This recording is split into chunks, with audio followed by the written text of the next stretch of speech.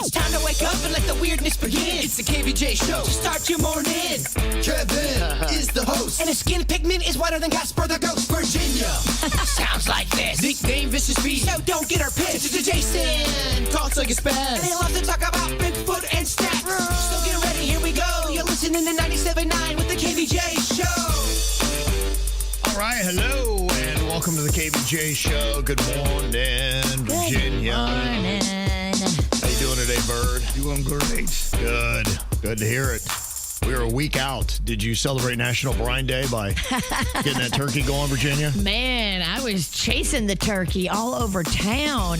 Yeah, that's tough. Those things are slippery. The first place I went, they were sold out of my turkey. The one that I wanted. I got a special one that I want. Don't try to change my mind. It's the same one I get every year. Well, what is special about your elevated turkey? Well, I know this turkey, and so I don't want to buy a new bird and then have to do new instructions on how to thaw it and cook it. And I like a butterball frozen turkey. Okay. That's what I like. I know that they're not the best or the most affordable, but they're also not the most expensive either. They're kind of a middle turkey. Okay. I like them, though, because I know how to cook them. I've done really well. Know your way around a good butterball. Went to Aldi, sold out. They don't have any of my butterballs. Went to Publix. Mm-hmm. Ooh, wow. The price is like 50 cents more per pound. Wow. And when you're getting a big bird, that adds up. Went to Walmart, found the bird. Found the big dog. Yeah, and it was 50 cents cheaper per pound? Yep. That's crazy. You're right. You may not find an employee to help you out with something, but you will find a deal. And when you're buying a 22-pound bird, like your girl is, I need to make sure I save all the pennies I can, right? Yeah, I mean, I get it. Why pay not more? Cheap. Yeah, it all kind of starts to add up, doesn't it? It does. I can help you out a little bit. I'm coming over there to eat some food. Panda threw me cash last night. I was like, hey, thanks, Panda. Yeah, okay. He unloaded all the groceries and then Zelled me some money. I was like, this is great. Wow, okay. Is he trying to get a little Thanksgiving love? I was on the phone with my mom, and he knew how stressful that was. So he saw me just sitting in the driveway on the phone with my head in my hands. Yeah, we got an update yesterday that your mom is planning on coming to Mardi Gras with a friend of hers from the senior center. So she just invited this lady, huh? Oh, yeah. Okay. We've never met her. Yeah. And now these two, wackadoo Thelma and Louise, are going to jump on a train, according to them, and ride to New Orleans and stay in New Orleans for Mardi Gras. I'm like, fun for them. This is stressful. Yeah. It's an adventure. You figure out where you're going to put them yet? No. She thinks she's getting a hotel. She's going to be... Oh, yeah? Rudely awakened by the prices. Yeah, I was going to say, how much does a hotel go for in New Orleans for Mardi Gras? $350 a night. Okay, yeah. Yeah. I was going to say at least. That's a motel. Yeah. It's a motel for $350? Yeah, because it's Mardi Gras. Yeah. They can jack up the prices. She was telling me, I'm looking at this hotel called the Lafayette Hotel. And I was like, all right, Mom, let me just entertain you and go online and see room rates for the Lafayette Hotel the week of Mardi Gras. $863 a night. Yeah, okay. But right. All right. Yeah. I was like, Mom, nobody in our family has ever spent that on a hotel room. What are you thinking? So what did she have to say to that? Did a reality check say, yeah, okay, maybe it's just... Now she's going to try to hit up family members and stay with them. Because my sister's house is full, but we have other family on Frank's side. Ah, okay. All right. So she's going to continue her quest. When I hung up with my sister, she was like, I have to go. I need to drink. Your sister said that? Said, I need to go make myself a drink now. Good times. Good times. I know, Jbird, your biggest stress is you got a runaway frog in your house. Well, I had one. So a frog got in my house. Aww. I know, and I was trying to get it out of my house, and it took me about an hour and a half to get it out. It's not easy. It is not. Once you think you have it, it is such a slippery little sucker there. We are always, me and Rocco got a system now. We are constantly getting lizards out of the house. Well, long time ago at the old townhouse I lived at, it wasn't a toad, it was a frog. So a bufo toad would be one thing, but these frogs, they jump and they're so agile. I was sleeping on my couch back in my townhouse one night, and I felt something hit my neck, and it was it was a frog. Oh my God. So I knew not to, I would not have been able to sleep restfully to have a tree frog up in my piece. Sleep, it's time to move. Someone did say, at the townhouse, they go, you have frogs, you have rats. That thing sounds like it's possessed. Is it you? Are you the Pied Piper of rodent? Well, I just know that I had it in there yesterday evening, and it took me a while to get it out. And I finally got it out with a pillow and a hamper little thingy, and I got out there safely. But boy, oh boy, did it take me a while. If you had a camera in my house, that would have been something. I've been pushing for that. A live stream feed in your house. No. It'd be great I would watching. subscribe. Oh, yeah. What's your price? Name your price. I'll pay it. Yeah. $19.99 a month. You got it. I'm telling you, I think you'd be the hottest streamer in South Florida. Thank you. Jack Doherty, who? I think there's a line where things get too weird. Dude, we haven't crossed it yet. You're right, we haven't. Buckle up. You also said you have a cat that seeming to love sleeping in your car underneath it. It crawls up under there. Yeah, right now my Jeep is kind of stationary, and it's been in one spot for a minute, and there's this cat in the neighborhood that likes to go underneath it. Oh, your Jeep's a cat house now. But then it runs up inside the bottom of it and just chills in there. So I'm going, if I was to start my Jeep and I can't get that thing out, does it harm the cat? Does it scare the cat? What do you do on something like that? As long as he's not stuck in there, I think it scares him and he runs away. Typically, yeah. Before you even have a chance to put it in drive. So, but if it's up there, I start it, that's not going to harm the cat? I hope not. It shouldn't, no. If he's underneath it, no. If he's in the engine by the fan blades, I just don't know. maybe. I don't know where he's going up Right. there. He likes to crawl. He likes to lay underneath, and if anyone walks up, he likes to jump up, dart, and kind of lay in some secret area. Yeah. They'll do that. A lot of animals will do that. I mean, I just saw a video yesterday. There was somebody that was driving and a rat came crawling out of their kind of the dash, and the rat was on the hood of their car, like, whoa. Oh, my God. Yeah, so No. yeah, so you will get animals. I always see stories of an animal's up in the grill, whatever, but You're giving me inspiration for a new Jbird prank. Please. Rat hood. rat hood. We're not prank season yet. I'm a hood rat, and I like to play rat hood. Let's wait till prank season. I think you should be okay. This is not prank season. No. We're limping to the finish line. Yeah, can we get to the holidays? Right. And this Maybe in the new year. Yeah. Rat hood sounds like a January idea. 2026, come for me, bro. That's it. It's the KVJ Dirt of the Day. It's the KVJ Dirt of the Day. Virginia, take it away. Cause you know we need that Dirt of the Day. This Dirt of the Day is brought to you by my new closet designers, Closets by Design. Well, when we saw the story about Post Malone and his baby mama, Jamie Park, it sounded like it was going to be dramatic and a hot mess, but they've apparently come to terms. Now, behind the scenes, they did it without a judge having to intervene. She was being squirrely, so she had moved from Utah with their 2-year-old, and she was trying to set up residency in LA. And she was saying, oh, yeah, this is where we live. This is where I'm raising this baby. So it's more expensive here, and I need this, and I need that, and I need a better house, because it's way more expensive in LA than it is in Utah. And the judge was like, no, you live in Utah. You just moved to LA 3 weeks ago, and we have the proof. Okay. So the judge shut that down.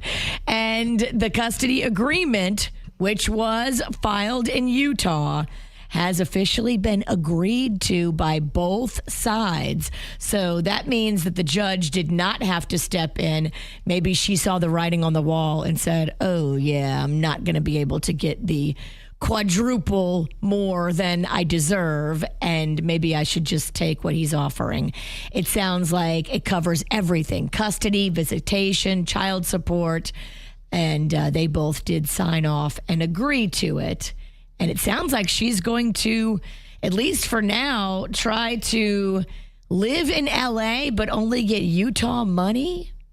I don't know. It's weird, but whatever it is, she did not get what she wanted. If you are in LA and you're getting Utah money, you are not happy.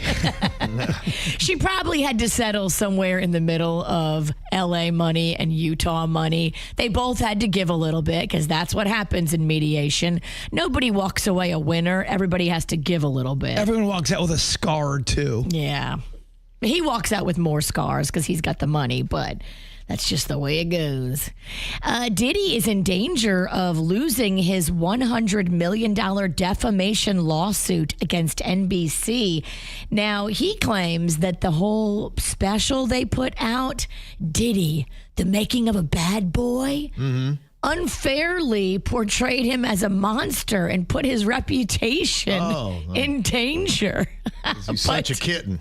Statements that he made in court openly have now opened the door for NBC's legal team to argue and push back and say, no, everything we said in our defamation lawsuit was actually backed up by some of it statements you made in court and some of it statements other people made in court, but it's all right there in the court records. So you can't sue us if we're just basing this in factual court detail. He is not going down without a fight. Yeah, they say his own words may end up being the biggest threat to his case, and he could probably lose this $100 million defamation lawsuit. And finally here, Megan Thee Stallion and her team revealed in court, she is suing this blogger for posting false content, for deep fake attacks. She says a lot of it traces back to Tory Lanez paying people to attack her online, and now she has had court records submitted that Megan Thee Stallion spent about $240,000 on therapy after these deep fakes of her. Like, it was scandalous. Yeah. Sexual deep fakes that were put out there on the internet and shared, and people were paid to try to take her down. So she is proving that she was caused severe emotional damage. Well, this is going to be a problem in the future, just because it is getting so much. It's the whole thing's getting better when it comes to deep fakes. You're right. It's getting to a point where someone's reputation could at least be paused, and you have to investigate, and you have to sit on the bench because they have to look into whatever they're looking into because of a deep fake. And that person has to go to therapy, and they can't work, and they can't breathe, and they can't live their normal life because of what you did and what you created. And I think she is beginning to show that there is an actual, okay, this person made the deep fake, this person shared it, this person paid for it, and she can show the receipts with everybody's bank accounts and everything. She may be able to prove who did this. Well, AI and all that stuff is moving so quickly. I feel like every week it's gotten that much better. It's going to be tough to make laws around something we don't even understand how to control. It's very scary. And that's what's going on in your dirt. How many is too many? Do you get multiple invites for Thanksgiving? Now, if you did, where would you say, I can't do anymore? Because Jbird, you're starting to rack up quite a list of invites right now. I am, and I feel bad because I feel like they overly want me to go. Oh, look at you, you little Thanksgiving slut. I've never been this sought out for Thanksgiving before. Look at this guy, huh? Some years you just have a better year than others. Yeah. And boy, we all know I've had a great year.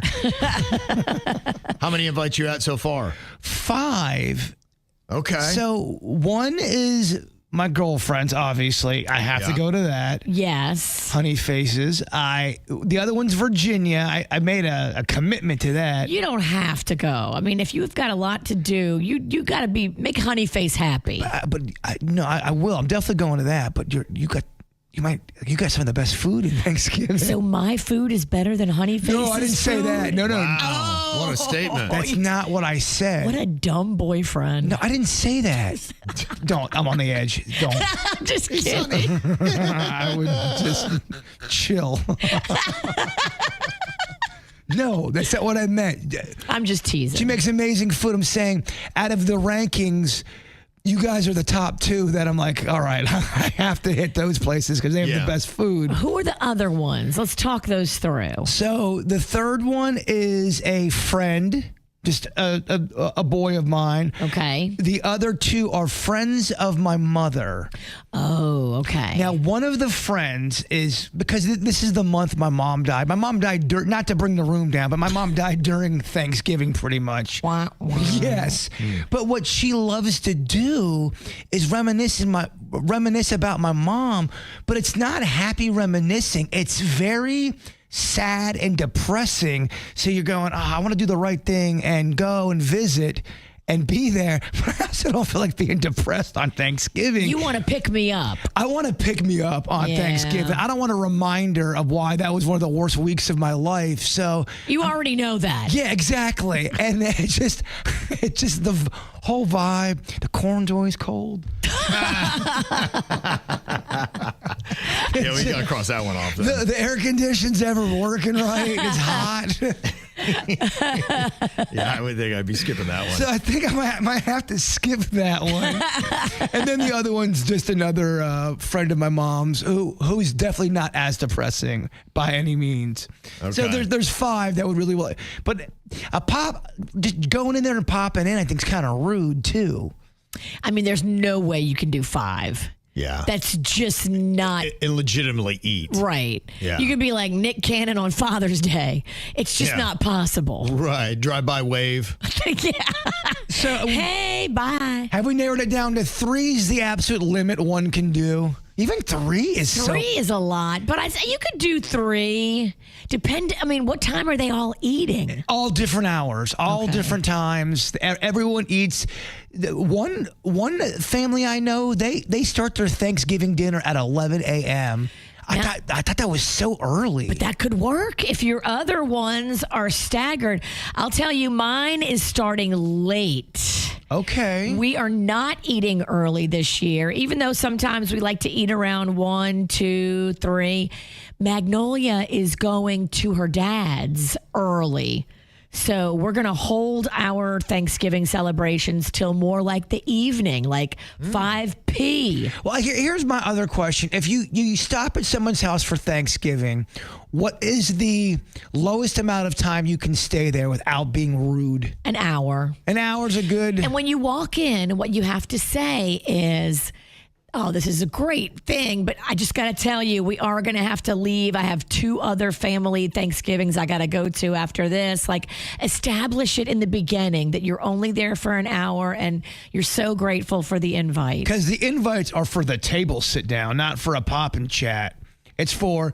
We're having Thanksgiving. We're making you a special dish kind of a thing. Yeah. If it's a full blown where you're doing it and they're going to probably judge you by how much you eat, I'd probably tap it too. Now, my Aunt Ann would have loved this. 5 Thanksgiving. This is the definition of pies galore. Yeah, I remember that year where she had so many invites. She had a pre-Thanksgiving. She did. That girl did it right. She did. She did. Rest in peace, Aunt Ann. Okay, let's say you've got to put some limits on Thanksgiving. What has got to go out of these 3 options? Talking pies, you got pumpkin, apple, pecan. You only get to have 2 of those. Which one do you get rid of? Virginia. Oh, now you're talking about for me personally, but not for everybody in my family. Yeah, it's all your own. If you had to say your preferences. My husband would stab me with the turkey carving knife because it's his favorite pie. Okay, we're not talking about ham. What's yours? I would get rid I mean, imagine if this is Jeopardy and that's how they answered the question. in case he's listening. I don't want him to be sad. It's about you. Now, if Panda was here playing as a team with you, yes. I'm sorry, Panda. I got to get rid of apple. Apple's got to go. I love me some pumpkin, and I love me some pecan. See, I'm weird because pumpkin is the one that goes for me, and I think it's about texture. I almost just feel like someone's already chewed it when I eat it. It's got a kind of a weird thing for me. It kind of weirds me out. So I'm taking out pumpkin. What about you, Bird? Now, Kev, my 4th grade teacher, she loved this one pie. So if she's listening right now, I'm not talking about her, okay? Right. I'm just talking Now about your 4th grade teacher, yeah. Now you're about to get a fat lip. Bye-bye, pumpkin. Bye-bye, pumpkin. Pumpkin's Wow. gone. I think pumpkin is one of the most blandest pies out there. It can be done right, but it's rarely done. I just love pumpkin. I think it's so yummy. Poor man's apple. Crazy thing about it, Bird and I are completely wrong because according to YouGov, they did a poll and they said that pumpkin's America's favorite. 28% of people ranked it number 1 for Thanksgiving. I wonder what KVJ Nation would say. I'll put up a poll in a second. Yeah, that's the poll I trust. YouGov. I don't know who runs that. YouGov, The who government. runs Do you it? trust the government for anything? Hell no. Right. I trust our chat room sometimes. Apple was second, 20%. Go for Apple. Pecan is at 3rd place, 14%. Then you got a tie, 4th and 5th, between sweet potato and chocolate. See, now we're get pumpkin out of there. I'm going to bet my face on it that pumpkin does not come in as our chat room's number 1 favorite pie. Okay, really? Yeah. You can cut off my face later. Can't wait How for many that. times have you already lost your face and we haven't cut you yet? So many. That's so many. Yeah, we'll check, see what everybody else says on that. Now, if you had to take out one here, what goes? Turkey, ham, roast beef. Take out the roast beef. It's just not, it's not what I do. Gotcha. Not for this meal. I'm all about that ham. Oh, wham, bam, thank you, ham. Give me the ham and you better put some glaze on it. What about you, Bird? I want the ham gone. How Ham dare gone. you? Wow. Wham, bam. I don't give a damn ham. Oh, I love a wet piece of ham. Oh. Everyone in my family loves ham, but me, I'd get so bummed out when I'd see ham was for dinner. I'm like, oh, and the bone sticking out. Oh, the bone is the best part. You want to get the ham meat that's right on the bone.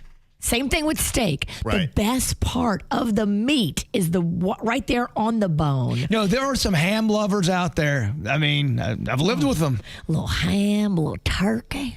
Roast beef to me might be the best one out of there. It is, yeah. I probably am taking out the roast beef, but I think it's only because the turkey and ham feels more like Thanksgiving.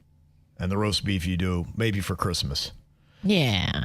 Now, what about these? Stuffing, mashed potatoes, mac and cheese. You got to take out one of those 3. What goes? Again, my husband's going to be pissed, but I'm taking out mashed potatoes. It's not my favorite, and it's his favorite. And I just think the stuffing you can do so much more with. I don't know.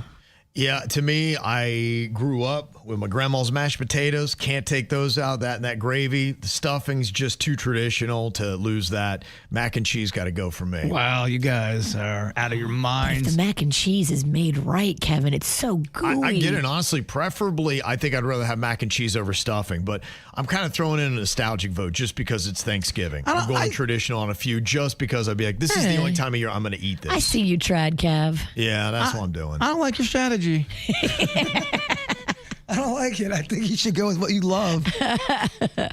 Now, green bean casserole, sweet potato casserole, and corn casserole. To me, that's an easy one. Corn's got to go. No. Get rid of the corn casserole. Give me the green bean and the sweet potato. You've never been more wrong. I don't know. Get rid of the green bean casserole. It's an underperformer. Yeah, I don't know. I didn't even get to vote on the stuffing topic, so. What did you say on the? I thought you went mac and cheese. Nope, I didn't. No, I was Okay. Which one do you want to take out? stuffing. buy stuffing. It looks like it has buttons in it. My mom used to put olives in it. It really rubbed me the wrong way. Like, why are we eating button stuffing? Stuffing's looking at me. Now, what about the casseroles? Green bean, corn, and sweet potato. Green bean casserole, get the hell out of my house. Yeah, the corn is so good. Okay. Oh, Kevin, it's one of my favorite things about the whole meal. Corn, I do. We're corn casserole. We're born to eat corn. Yes. Okay. What about these? You got gravy, dinner rolls, and cranberry sauce. I mean, Bird and I think I know. Cranberry sauce got to go. What about you, Virginia? I think I'm getting rid of the gravy. I don't do a lot of gravy. Dang. I make it for everybody else. Thanksgiving? But I'm here for the cranberry. I am definitely all about other sides before. I don't love the gravy. Wow. love the gravy. Okay, what about candied yam, roasted Brussels sprout, or glazed carrot? Which one of those three is going to go for you? Take out the Brussels sprouts. It's just too polarizing. Whoa. Okay. And if it's not made right, it tastes weird. It's got to be made with a hell of a lot of bacon. Well, I'm assuming they're done right, so that's the number one thing I'm keeping in. Yeah, I mean, respect the game. They're all at their apex. They're all at their greatest here. Kevin just likes it because it's close to salad. I love the Brussels sprouts, one of my favorite foods. Glazed carrots got to go for me. That's just gross. Glazed carrots has got to go. Hot carrots are gross. so Whatever. A caramelized, beautiful carrot that's just a little bit well done on the edges is fantastic. We all do Thanksgiving a little bit differently. Yeah. And when it comes to activities, eliminate one of these three. What do you not do? Watching football games, the Thanksgiving parade, or doing Black Friday shopping? I'd rather not do Black Friday shopping. Same. Okay, Yeah. That's an easy one. It's too much. The others got to work. I'm still so tired from eating. Magnolia is so excited about it. I'm like, no, I don't think we're doing it. We're going to travel on Black Friday and go up to St. Augustine and have a nice time. I'm not interested in being in the mall. I'd rather have you kick me in the breast. And it's never the stuff I want to be on sale for Black Friday. Alien statues don't get a discount. You know what I mean? Like the things I want never are ever Black Friday friendly. And when it came to our own pie survey, pumpkin number one. Wow. 40% said What? pumpkin is their favorite pie for Thanksgiving. In your face, losers. But are they add nuts? It's peanut butter, pumpkin pie. I'm talking about straight up just pumpkin pie. Peanut butter pumpkin. Oh, No. you never had What that? are you on? Straight up pumpkin. You really want to know what I'm on? Share with the class. Apple was second, 32% of the vote. You had pecan at 21%, and then sweet potato only 7%. I feel like sweet potato, a lot of people kind of stay away from that. The one that's good is the Patti LaBelle sweet potato pie. Right. Years past, they had it at Walmart. I was there yesterday. I didn't see it. They said the sweet potato and pecan, that's mainly in the South. And Okay. We're not in the South. Yeah, pecan. I just think a lot of people. It's not on your mind enough. Yeah, I think so. But look, I know my family in that area, they love sweet potato and pecan. That probably would rule their world. So Oh, you're making me hungry for pie, Kevin. Do you want breakfast? It's on the bird. You got pie? I can get pie here stat. You know a pie guy? I do know he a got pie. pie guy. People fighting online, losing their minds. So we read the crazy crap they write and have a fun time. Well, get ready for this week's digital drama. Well, just time for the holidays. Nothing like fighting online with your friends and family. Melissa's mad at her sister Cassie because she's making stuffing as well this Thanksgiving dinner. Now, this is Melissa's area of expertise, and she's kind of feeling like Cassie's stepping on her toes. So it kind of turns into everybody kind of making fun of everybody and their food and their cooking. So today, what we got playing the parts, Virginia, you're going to be Melissa. I will be Cassie. We're going to have Denny's playing the role of David, and we're going to have Jbird as Uncle Drew. Of course, I'm the uncle. Oh, you're the drunkle. Okay, Melissa, you start us off here. I told everyone I'm making my famous stuffing this year, and my sister Cassie just announced she is making her own version. She's trying to steal my thunder again. I am a stuffing expert. I learned how to make it back at my sorority, and everybody loves it. Melissa, your stuffing tastes like wet newspaper. The family deserves options. Cassie, you once burned a salad. Your opinion is void here.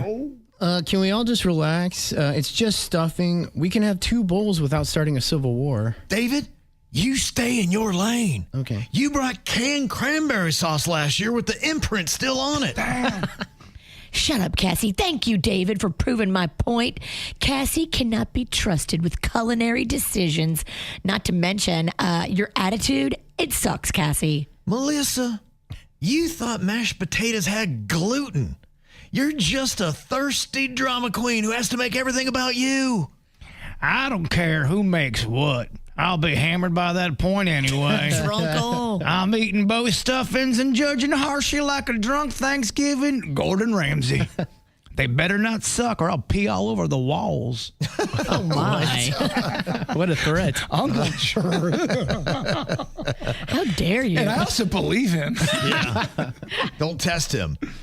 Now, in another post we got here for some digital drama, Lindsay is calling out her boyfriend for saying he has to work on Thanksgiving, so he won't be able to spend it with her. And, of course, it turns into a bit of a fight. I will play the role of Lindsay. Bird will be Maddie. Virginia can be Trent. And we'll have Denny's playing the role of Philip. Here's what Lindsay had to say. I cannot believe it.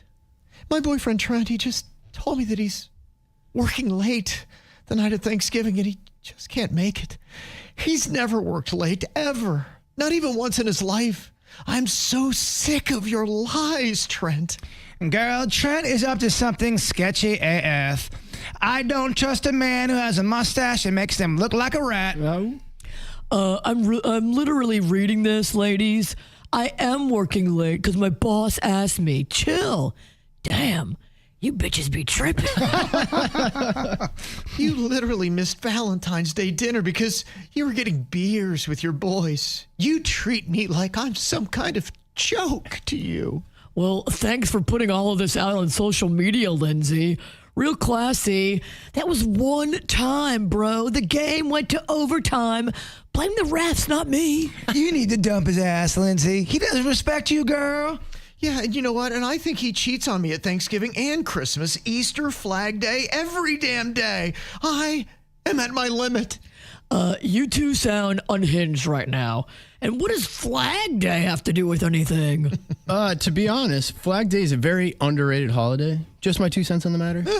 Shut up, Trent. Well, thank you. Philip. Oh, shut up, Philip. Get it right. Get it right. All right, fantastic job, everybody. Appreciate the acting. If you ever see a fun little thread, we do like to collect those. You can send it to us, mail at kvjshow.com. Ow! There's a lot of dumbass criminals to talk about, baby. It's the whacked out news. People breaking the law. Ha ha, fighting in the nude. Ha, drunk people pooping in the street. Ha ha, it's the whacked out news. So many people on meth. Ow! Well, everything went as we thought it would. And President Donald Trump signed the legislation last night that compels his administration to release the Epstein files. The Senate gave unanimous approval. The House went 427-1, and everybody's talking about that one guy yesterday. He's from Louisiana. Oh, boy. Ay. Oh, Dude. yeah. Now, Attorney General Pam Bondi has to release all unclassified material within 30 days. That is the order, but they still could hold stuff back if it's classified or related to the new investigation they just launched last week. Odd timing on that. Or they could say to protect victims or Whatever they want to say. I heard they were going to be saying it's Tuesday. we're going to protect public figures. Yeah. I was like, well, those are the exact names we want. We want the public figure names. So you're going to just give us a nothing burger again? We'll see. Thanks, politicians. It's going to be released. That's where we are. There's going to be 1,100 redactions in it. Did you see this story about the 44-year-old Canadian Olympic snowboarder? Ryan Wedding is his name. He loves snow. he loves snow. It used to be the cold stuff that you would ski on. Now it's the stuff you throw up your schnoz. Boy, they just put out a thing to get him back in because apparently he ordered a witness's murder in his U.S. drug trafficking case. They say the person who's going to testify against him was shot 5 times in the head at a Colombian restaurant in January, and they're alleging that he basically ordered the hit to help dismiss charges and block his extradition. Did the guy make it? Nope. Did not make it. Take 5 bullets to the head. I don't think you're going to make it. No, they say he's being protected by I think it's the Sinaloa cartel, so he's kind of a big man up, I guess, with them. It was tons of cocaine he was bringing into the U.S. He's an Olympic skier? Former, Canadian. Oh, Canadian Olympic skier. Wow. Mm-hmm. Yeah. That's crazy. Yeah, it is crazy. Just how often do you see that? Look, they like cocaine in Canada, too. Yeah. They say there have now been another death at Disney. This one happening at the Saratoga Springs Resort on November 8th. That brings the death toll up to 5 here in the past month. What's going on? I don't know. It's kind of a weird thing because, we used to always kind of joke, be like, what, does nobody ever die at Disney?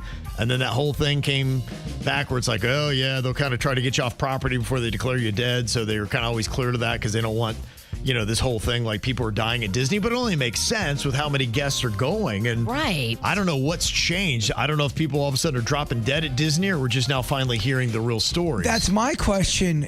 How many people have died at Disney before that we never knew about, allegedly, of course? That's the question. So I don't know what this really means, if it's just bad luck to go to Disney now or we're just actually hearing what's always been going on. And this is, we're probably typically die. We're probably hearing what has always been going on. That'd be my guess, because it was just odd, though. I remember we went like 20 years, and it was like, does anybody ever die at this park? Well, I think if you spoke out, they would send Goofy and Pluto to your house to kind of rough you up, if you know what I mean. They have a sock full of nickels. You don't talk. Did you see that they've stopped the sales of the AI teddy bear? The Kuma Teddy, I guess, has been suspended. They say the toy bear powered by AI has been giving sexually explicit and dangerous instructions to children, like how to light a match. What? The bear also freely gave up directions on where to find potentially dangerous objects like knives, pills, and plastic bags. Oh, my gosh. Only bear I know that wants to prevent forest fires. All the bears we know are good. Yeah, Smokey the Bear, no fire. What a bad bear. They're saying watch these AI toys for kids because they've been known to say some off-the-cuff things. I mean, who would have thought this would have ever gone wrong? Yeah. With AI and how easy it is to use. And people are pretty cool. People are never cool. They say a swap meet in Tacoma, Washington has now been apologizing because apparently they hired a stand-in fake Santa for the kids to sit on his lap, but they didn't catch that he'd actually killed his wife back in 2011. Oh, no. He had a record? Mrs. Claus? It's a great question. Yeah, I guess so. Well, that's a rough way to do it. They say the man had pled insanity. Whoa. And then was released later that year.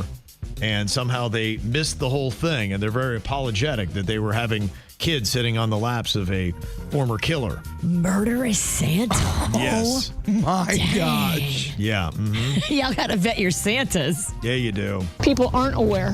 Here's a perfect example. They're not aware. I don't blame them at all. I couldn't imagine a child sitting on a murderer's lap. I would not want that for my child. And we totally agree with that. I mean, we didn't know his past. On behalf of my parents who run this establishment, they just want to apologize for any misconceptions. We've basically told him to not come around until we have a chance to speak to the family. Oh, it's great. You pissed off the murdering Santa. It's great. Yeah. That story is wild. That is wild, yeah. Crazy. Oh, yes, you're right. We got to vet. We got to vet our these Santa Santas. helpers. Yes. Well, a drunk driver here in Florida got pulled over, and they're like, have you been drinking? He said, no, it's not me drinking. I have a medical condition. But they got suspicious when he had a hard time pronouncing what that medical condition was. If he lets go of you, you're going to fall over. Because I'm not even going to try. Just follow the tip of my finger with your eyes and your eyes only. Don't move your head. I see the finger. Okay, well, follow it. You got to track my finger. That's where I've always had a problem. Which one? My ESP. What is your EFD? Hyper deficit. One of those. All right. We do believe you're impaired. Really? I mean, he gave it a full run just to make sure. Yeah, he did. You're right. He went through the process. I think they do that because I watch a lot of those videos. They go, why don't they just arrest the person when you know they're so hammered? Why do they make them go through all their tests? They're getting evidence so they can. That's what they're doing. They know they're drunk. The cops know they're going to jail. They're just getting as much body cam footage as they can. You for have court. to do the full song and dance. Yeah. Slam dunk them. Did you see the video of the 9-year-old girl in San Antonio that suffered a laceration and other minor injuries after reversing and crashing a car? There's a 25-year-old woman who's like, yeah, go ahead, move the car out of the driveway. The 9-year-old guns it. And it goes whipping in reverse, and you see her getting flung out of the driver's seat. Oh, my God. After she completely lost control of it, they went back to the 25-year-old, and they charged her with child endangerment. Be like, you can't have a 9-year-old go taking a car out of the driveway. What are you thinking? It's crazy. That is crazy. Another crazy video, too, that somebody captured. There was a motorcyclist who pushed a naked bicyclist off of his bike and caused a nasty crash.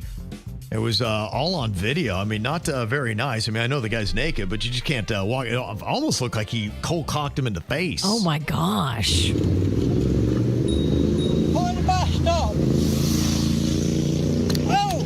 I mean, he just took him out. Falling off a bike is rough. Horrible. Even worse, getting hit by a bike. Oh.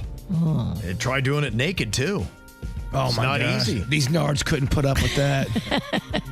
Yeah, pretty crazy. That'd be a fun video. Mm-hmm.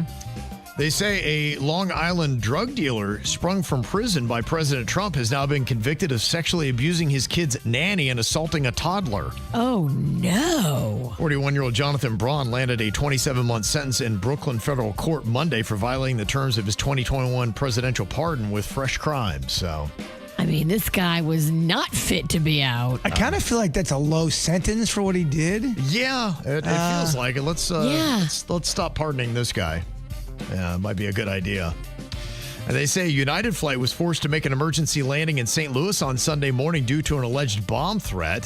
One of the passengers claims his wife's luggage contained a bomb. Do we not know yet that this is a bad idea? Oh, my gosh, dude, what are you doing? Everyone's trying to go viral. They're all trying to get clicks. Yeah. Well, now you're going to get clicked. You're going to be locked up in the click. Hear that click? That's the handcuffs. It's the handcuffs and then this jail cell. This was a guy that went viral but didn't try to. He's apparently a big car enthusiast here in Florida, and he saw a guy on his street had a Lambo parked outside. So he's on his rollerblades, and he wants to go up to his door to talk about the guy's car.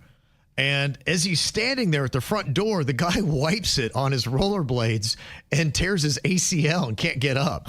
So when the guy comes to the door, this dude just lay there, hey, help me, call my wife. Also, love your car. There he is knocking. Eats it. How you doing? I'm sorry. You good? No. I was going to talk to you about cars. Yeah. Could you do me a favor? Yeah. Could you call my wife? Yeah, man. You having like a heat stroke? No, I slipped and twisted my knee. Oh, Jesus. I saw you moved in with your Lambo. Yeah. How embarrassing. Oh, my gosh. And you want to slink away, but you can't. You can't. You're stuck there. You gotta Like call a turtle. the wife. Oh, man. You're just there. Oh, just there.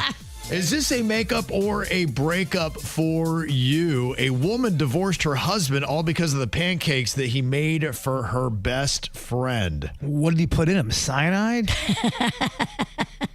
Kind of crazy how this is all going down. Now, apparently what happens is her best friend has to go gluten-free and she's a vegan. And apparently he ignored her request for how she wanted her pancakes. So he knew she was gluten-free and vegan. Sounds like it. Then apparently the friend became violently ill and the husband just kind of laughed it off. And that was where the friend was like, I see you. I see you for who you are. This marriage is not going to work. Here she is with her friend talking a bit about why she decided to divorce her husband over this. Story time about how my lifelong best friend's now ex-husband knowingly fed me pancakes that had wheat and dairy in them, knowing that I am allergic to gluten and I'm vegan. I'm in the bathroom processing like, oh my God, he did this on purpose. I don't know if he thought that I was lying or like saying it for attention. I think I was there for another day before I flew home. I was in excruciating pain. I was so nauseous, couldn't button any of my pants because my stomach he was just like working the entire time. So I didn't really see him after that. And then the plane ride home was hell. Okay, so apparently it was not only that he made the pancakes that way, but then he just was not sympathetic to the end. And she's like, I see you for who you are. What a tool. Yeah, you don't want to be with a guy like that. He's weird. If my partner did that to somebody, they poisoned them. Yeah, you made them sick on purpose. Then you laugh and not take it seriously, and they're legit hurt and sick. Yeah. I don't want to lay with you ever again. We're done. Yeah, that's not my style. It seems really extreme, but there are those moments. Now, the one thing I'd say, it's a shame that she didn't ever catch that about his character before they got married. Maybe he's super jealous of her best friend. Is there more to this story? Because sometimes we give emotional takes on something, and then I don't have all the details the next day, and then you realize your response may not. This is the whole story? They both took up 3 minutes telling it, so if they left something out, that's up to them and on them. I don't know, but that's the story they told, and that's what you got out of it was what he made, how he ignored her request and dietary needs, and then kind of laughed it off and was like, oh, well, big deal. Yeah, if somebody caused somebody, I don't care if it's my friend, my girlfriend, my family member, if someone makes somebody something and they know it's going to hurt them, and then they're like, what's the big deal? I want nothing to do with you in my life. Amen. Yeah. You're a psycho. I think you're a psycho. And it's not going to be something that we ever are able to forgive you for because you laughed about it. Right. This wasn't an accident. Accident is different. Yes. Accidents happen. Forgiveness galore. But, I mean, if you are deliberately doing things like that. Dude, you're dodging a bullet with this guy. He's a psychopath. Well, what are you going to do to me? Yeah. And that was just it. She said, if you don't have this kind of sympathy for a friend, somebody that I care for, then what happens when things get really tough in our marriage? How are you going to react? He might be one of those controlling guys that just want to eliminate everybody from your life. Mm-hmm. And if you get rid of the best friend, then now you become more dependent on him. You get rid of her family, she becomes more dependent on him. Mm. And I've seen it many times. People will stay with a jerk for a while. They'll be red flag after red flag. The guy or the girl does not treat people with respect. And there's many cases, and you have all this evidence, but finally they go a little too far. That's a young person's thing. I think when I was young, I put up with bad behavior.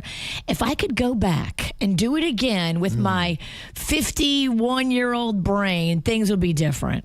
My ultimate question here is, how long was she with this guy, and how long into the marriage did he pull this? Did they say that in the 3 minutes, Denny's? Give any total time on the relationship? Because that's my ultimate question. How does this massive character flaw slip your attention until you're already married? But that's my point. Sometimes it doesn't just all of a sudden rear its ugly head. I guarantee you there were other signs that were leading up to this that were ignored. Yeah, what did she miss is what I want to know. Yeah.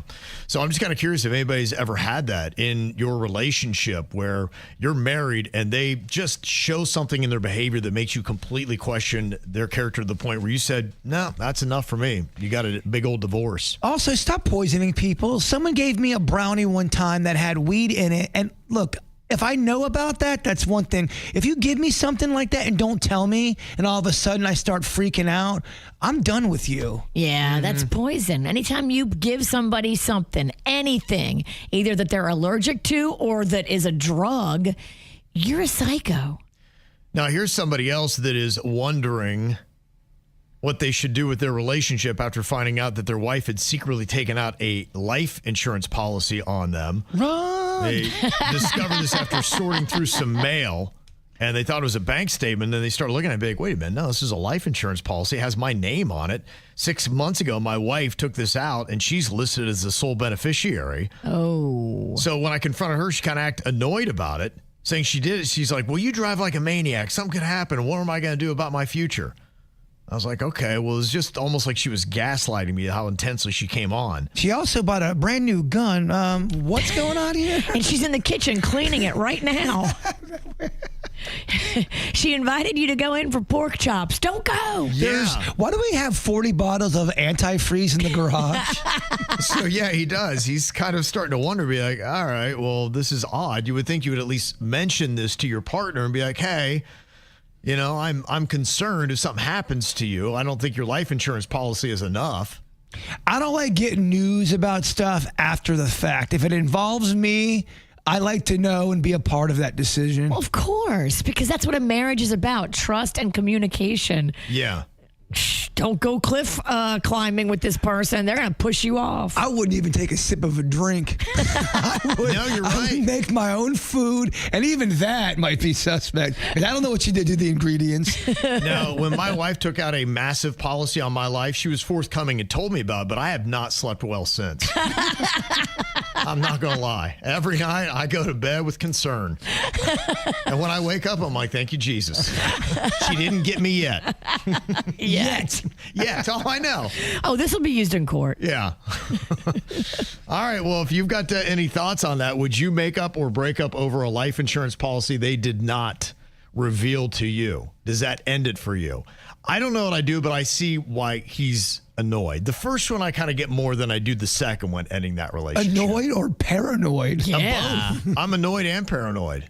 I've got both of them, but I don't think I end it over the life insurance. Do you, Virginia? Is that enough to go for a divorce on? No, but we're going to have some serious talks. Yeah, you're right. I don't trust this person now, and now you have to prove to me you're trustworthy. This is going to be a tough one. Yeah, and if your water tastes sweet, you're in trouble. I would be so... I drink Mountain Dew. It would be so easy to kill me. Every time we go to sit down, I'm going to try to switch our drinks. That's also a trick they do too, because they'll kind of go, I think she's gonna switch my drink, so I will switch my drink. Then I'll switch it back. Yeah, it's a shell game. We're both gonna drink both our drinks, hooker. Sounds like Jbird is about to expose somebody here on the show. Ask the question, who on the KVJ show is most likely to get banned from Costco for sampling too aggressively?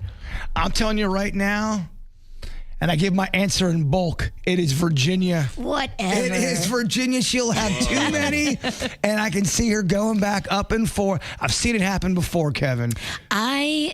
If I find a sample that I like, I will try to go to a different part of the store, change up my look, and keep coming back. We did this as a stunt back in the day. I went to a grocery store and saw how many times I could go up without, until the woman holding the tray goes, all right, you've had too many.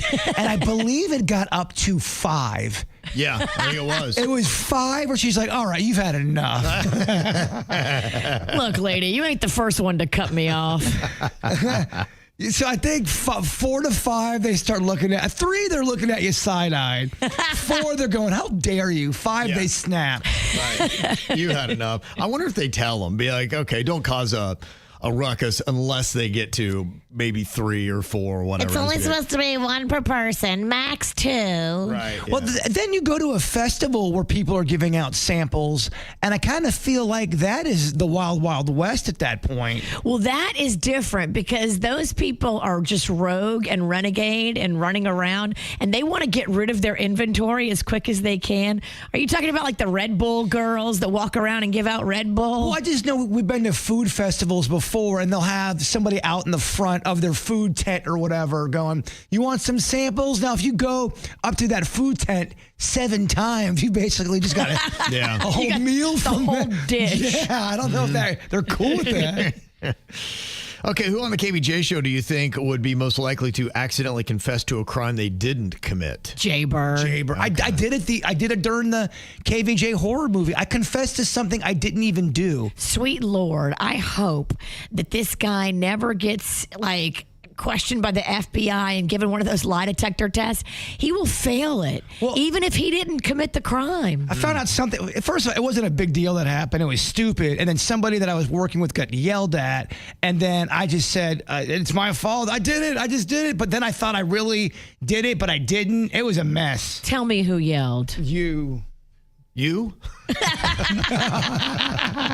She did yell. I can't tell. Okay. There's certain things I can't tell her, Kev. Okay. Because then she turns into Doc Holliday, and she's got revenge on the brain. She caused a problem you don't want. I don't want this problem. I will check them in the hall like I'm playing hockey. If they yelled at you or anybody on our team, I will check them in the hallway. Again, I didn't get yelled at, but someone I worked with got yelled at, and it was not a big deal. And I confessed for a crime that did not happen. So it just yeah. So yes, I would confess to murder. At least we know we got a guy. You can murder and then just know you'll get away with it because he'll be incriminated. Got away from me, but can you take the rap on this one? Well, as soon as I got you. Lie detector test. I go, this thing's off the charts. He did it. He did it, definitely. I got a car appearance on Friday. I can't miss it. You know. Who on the KVJ show is most likely to be kidnapped and then annoy the kidnappers? Oh my gosh, it's Virginia. Okay, yeah, it's probably me. Hands down. They go, this is not worth the work, guys. Yeah, I'm gonna turn it around on them. They'll try to put a muzzle around you. You'll eat through it. Who on the KVJ show is most likely to join a pyramid scheme and call it investing? I got a great investment opportunity for you. I've had those before. I feel like Kevin. I feel like if the right person got in front of you and they had a convincing pitch, you could maybe get talked into that. Okay. Yeah, I think it is Kevin. Yeah. Okay. Unfortunately, you just believe in the good in people, and I don't. I'm trying to stop. Trying to realize how terrible humans are. But. Humans are awful, and they want to separate poor Kevin from his money, and he's just sweet and believes that everybody is good. Yeah. That's a lie. That's why I stopped taking calls, Virginia. Good. That's a good move. Yeah. Trust me, every time I pick up the phone, it never goes well. If you don't know the number calling, don't pick it up. That's the new rule. That's the new rule for everybody. And also, no new friends. Also, if you don't know the person knocking at your door, don't answer it. Never answer the door. And if someone is knocking and you know them and they didn't text you first, I say don't answer. Yeah.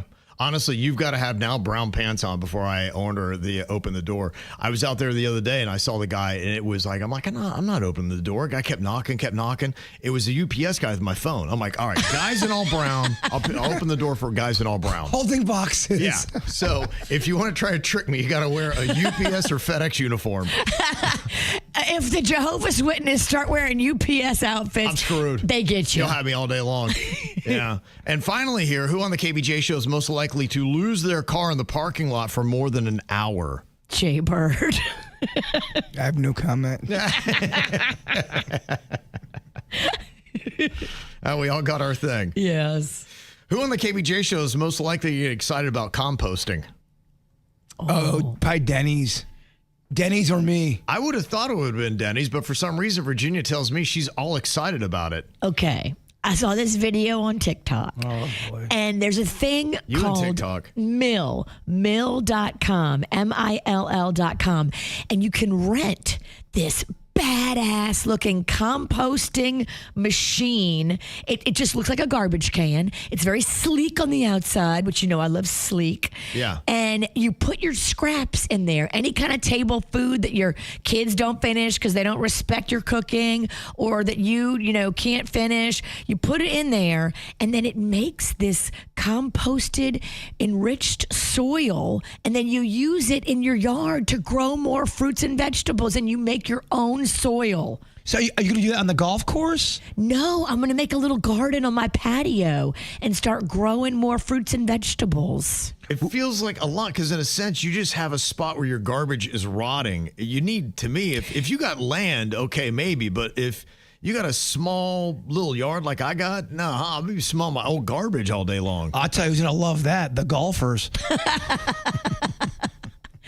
Does it smell? That is a good question. Well, I mean, you are dealing with rot. So, I mean, I don't think it's bad. I've seen it. My grandfather used to have a composting place, and it wasn't terrible. But you got up to it, and yeah, I mean, it smelled dank. You got to go look at this machine, mill.com. It's phenomenal. It really, they sold me. The fact it's on TikTok, I know it's got to be a lie. Oh, it is a lie. I don't think you have enough room. I don't think it's a lie. And it's the size of a garbage can. It's just a little like the size of your regular household garbage can that you would have in your kitchen. I say go for it. Do it. You can rent this machine for like $30 a month. Yeah. What if I just rent it for like 3 months and try it out? That seems like a lot for just getting soil. Now, are you already growing vegetables or fruits? I'm already buying soil when I grow plants, and I do want to get more into. Do you spend $30 a month on soil? No. Okay. Are you gonna make it? You gonna make it cool looking? Make it like a garden. Make it like a little. I'd love to area. Make it a themed. You should make a witch garden. Have a bunch of witches in there. Witch statues. That would look so cool. I want to grow fruits and vegetables. You can have that too. Have that in between. You just want to have Dinosaur Garden North. I do. I'm not Dinosaur Garden North. Yeah, his gardens aren't. Well, you know, South Florida loves a new place, and we love a new area. Well, you're going to get a little bit of both here this morning. Just not too long ago, the new H&H Bagels cracked open their doors at the Nora District. That is the new hot thing that is coming into South Florida. It's basically just a little bit north of downtown West Palm Beach. And, the H&H Bagels, I know they have a place in Boca that they had opened up. And it's supposed to be just as good if you're one of those people that's prejudiced about how much better the food is in New York City than it is in South Florida, whether it be pizza or bagels. I guess that's where you go to scratch your itch. Kev, it's all about the water. That's what I hear. Always been about the water. Yeah, that's the word that I hear as well. So I don't know if that's just a bunch of malarkey or if there's some truth to that. Well, at Brooklyn Water Bagel, they make a big spectacle of doing something to the water, like New Yorkifying it. And there's like, if you walk in, there's like a glass wall where you can see all these like tanks, and they're like, this is where the water goes. And there's like all this like process and systems to make the Florida water like New York water. When it comes to pizza and bagels, it's all about the water. So whatever they're doing at Brooklyn Water Bagel, it certainly seems expensive and like it needs a lot of space. Well, they always say too, the Florida water doesn't count. We ship it in from New York. That seems expensive. So if you are from New York City and like particularly like Manhattan or that area, what do you say is the absolute best place to get a bagel in South Florida? What place is the most legit? That's what's so confusing to me when it comes to pizza. I have all these New Yorkers going, Bird, this is where you get the closest thing to New York style pizza here in Florida. And then I'll taste it. I'm like, well, I mean, I feel like I've had it before. I'm not trying to start a pizza war. I'm trying to bring people together. But even with the bagels, I've had the same thing with the bagels. I go, I've had these bagels before. We got to get you to New York. I got to talk to Honeyface about this because I feel like that would be such a fun trip for y'all to take, a pizza tour of New York. Mm-hmm. When I was there, I kind of did a mini one with Rocco. Yeah. And we sampled like 4 or 5 of the best pizzas supposedly in town. Yes. But we trekked all over, up and down, all over. I was going to say, if you did it legit, it probably would be tough to get to every place. We only did like 4. Yeah. But it was fun. Yeah. That is cool. But you're right, though. Do New Yorkers really notice a difference in the bagels when they have a New York style? Well, I'll get the ones that they say. Some people are saying Einstein Bagel, that's the place to go. It's packed there a lot. That place is there's never tumbleweeds in that place. And somebody even said, being on Long Island, our bagels are better there than they are in the city. So, I mean, even... between boroughs. The battle of the borough. Yeah, right. They're going to... What do they do to the water? Just yell at it? They lose their patience with it a lot. And that gives it that New York flavor. You stupid water. Mm-hmm. Yeah, somebody's saying the New Yorkers in our office, they bring the Brooklyn Water Bagels. So they love that. Okay. So I'll put up a poll here in a second. What makes it? We'll put Brooklyn Water. We got Einstein on there. H&H. Yeah, which is just opening up. the new location. In fact, what they're saying, the first 200 customers get a tote bag with H&H gift cards ranging anywhere from $5 to $100. Oh, I love that. You get a bag and you open it up to see what your gift card is. That's so exciting, but I'm not going to wait in line for that. That's fun, though. That's fun. Yep. We need someone like Magnolia who's going to be in town for the holiday to wait in line for us. You need a line stander. right. Yes, we need a line stander. And Miami-Dade, you're going to get 5 H&H Bagel locations in February. Wow. Yeah, so they're going to be blowing up all over South Florida. So if you don't have one in your area yet, Boca or West Palm, they'll be coming to other parts of South Florida here pretty quick. Yeah, so. they are. Yeah, so and it'll be interesting, too. They're starting to crack open some locations at that Nora. It's a slow, one of those progressive opens. They got a hotel. It's going to be opening there next year. You can see the construction still going on that. But I think they have the coffee shop there open. And so, I went by this ridiculously packed one Saturday morning. Really? Yeah, but, that's how everything does, though. When an area it's is prime new, time. Everybody goes flocking to it. So I You got to go there at like noon on a Tuesday if you want to take in the architecture. Well, H&H that has a location in Boca, now opening up in West Palm. They got 5 locations coming to Miami-Dade in February, so they're going to boom. This time next year, maybe we'll have different results. Right now, when I said the best bagel in South Florida, only 3% are going H&H. Okay, because maybe they just don't know it yet. Yeah, I just don't think they've got that. The top of the chains that we had mentioned, Brooklyn Water Bagels, they're getting 35% of the vote. Okay. Beating out Einstein Bagels with 21% of the vote. But I think what's most telling is 41% of people chose other. And as I see people commenting on their favorite bagel place, a lot of times it's just it's like a McKeb's or it's a corner type of place that's been around for a while that may only have that one location or just a few. There's a place up by me. Rocco loves it. It's called Bagel Bistro in Tequesta. Yeah. They stay packed. Yeah, I'm a McKeb's fan. Yeah, I think they have good bagels. They really do. They have good sandwiches. They're a good restaurant. McKeb's makes it fat. When your sandwich shows up on a bagel from them, it doesn't look smushed down like it's layers of deliciousness. It actually looks like the TV commercial, not what you really get. Yeah, you always go into a restaurant and go, that's not how it looks on TV. She is right. When you pick it up out of the bag, it's got some weight to it. Yeah. And that's what we want. That's what we want. I don't want no skinny sandwich. We're talking bagel sandwiches, though. I want it to be so much that I can't finish it. I love when people can't finish their food. I love when I have a little bit I can wrap up in that tin foil for later. It's fun, yeah. That's why it's fun. It's great eating with little kids because they never finish their meal. Like, yeah, I'll eat at the kids' table. What's your favorite schmear? Oh. Do you do schmears when you do bagels, or do you do? It depends if I'm going sweet or savory. So if I'm going sweet, like a cinnamon raisin bagel, I love like a honey butter, warm cinnamon honey butter.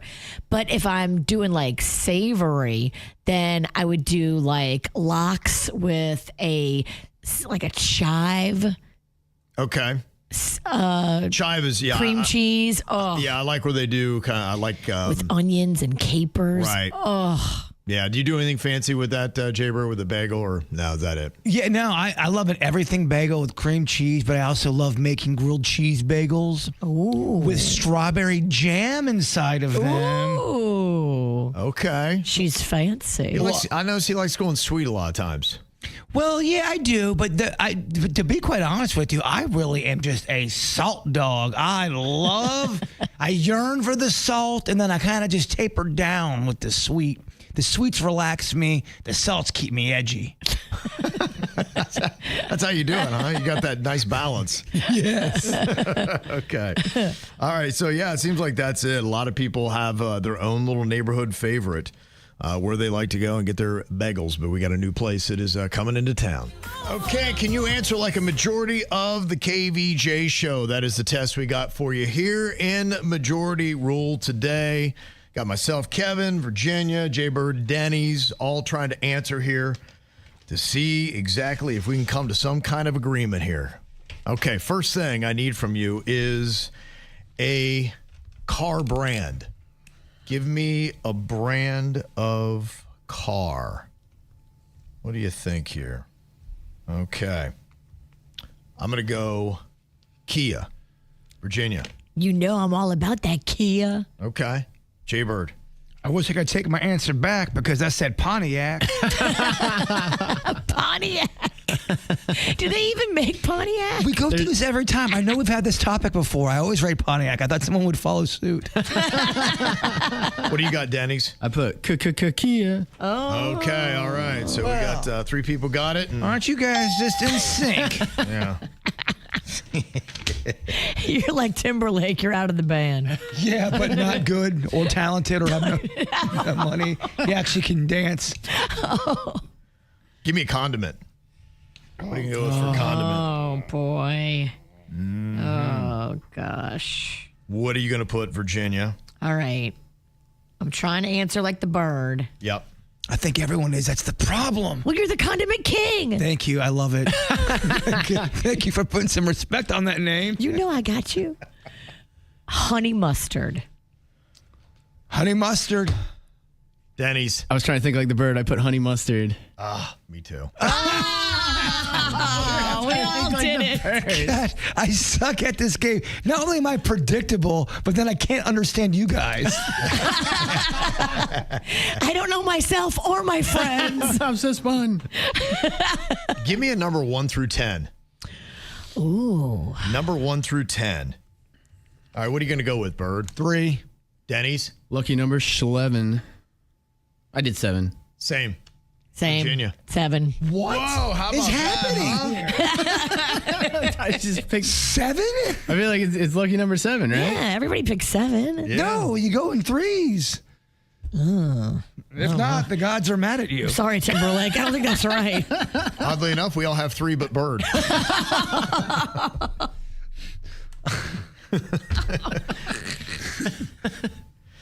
Okay, give me a clothing brand. Oh. Who am I trying to match with? Why don't you try to match with the bird? I've been trying to match with you, but Pontiac, your answers are off. But match with the bird. Okay, Match I with got the you. bird on this. We are matching on this one. I'm going to play. Bird. Match with the bird. Denny's, what are you going to go with? I was trying to think like the bird. I was trying to think of an older brand. I went Oshkosh Bagosh. That's the only one I can think of. Your strategy was right, but it's not. I went Ocean Pacific. Oh, wow. That's like old bird. school bird. Yeah. What do you got, man. Virginia? I picked Polo. Damn it. Because, he loves that polo. That's still popular to me. That's like modern. It is. Yeah. You go it with is. Bird. Jordache? Oh, no. It's on the wrong 80s brand. How many pairs of Jordache did you have? My sisters rocked it. That sounded weird. I went for a Mossimo, too.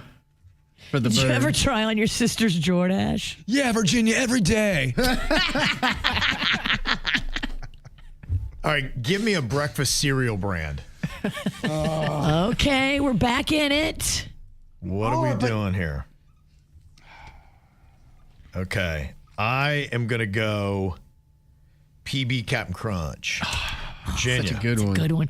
That's my favorite, PB Captain Crunch. But I'm trying to think like the bird so we can get him at least 1 point. Dang you, Virginia. Cinnamon Toast Crunch. Bird. Captain Crunch, but I did not specifically say peanut butter. I said Captain Crunch. You went peanut butter. I don't think you can give it to me. I got to respect the game. There's 2 different Captain Yeah. Crunches. Yeah, there's- If you meant peanut butter, you should have said peanut butter. No, I'm telling you I lost. I'm also down by 4. I don't need you to tap dance on my grave. Denny's. I wrote CTC. CTC. Yes. Okay. Hey. Virginia and Denny's. They pull into a lead here. They got 4. I got 3. Bird got 1. I'm your mijo now. No, don't let her get in your head, Bird. Denny's, I'm trying to get you the win. Yeah, I'm only trying to think like you. you're going to try to think like me. I'm giving you the win. All but right. But also, I'm going to be a little bit terroristic. All right, I'll keep that in consideration. You are literally a wild card. That's my poker name, Wild Card.